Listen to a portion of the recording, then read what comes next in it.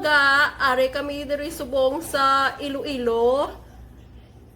Kay buwas ang interview sang asawa ko sa immigration.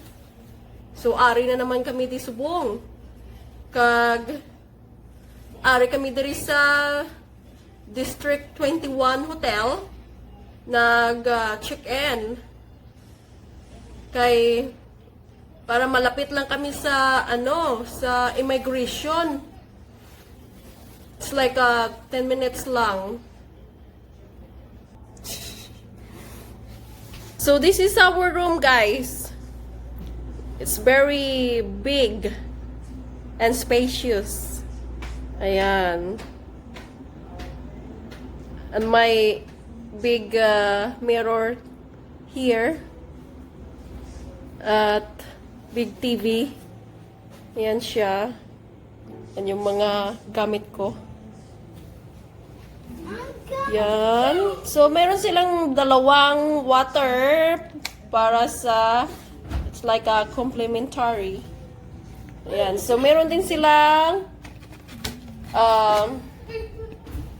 food service. Food room service. Kung gusto mo mag-order bala, kung nagutom ka. Agoy? Ara ni siya, oh. Agoy? So, ito na siya. So, meron silang they have mini refrigerator here. Asi. Yan. Yan. Uy! Asi. Wow, do you have to buy this drink? Yes. Ayan. How about what's in the drawer? Nothing. So, meron din silang big tall mirror here. May cabinets din. Ayan, empty siya. Good. Agoy. Good. Ayan. Let me look the other side. Open it. Yan. So, dito tayo sa bathroom, guys. Yeah, here's our bathroom. Here's the beautiful sink. Here's the toilet. Look at it. So, ito na yung toilet nila, guys. Ayan.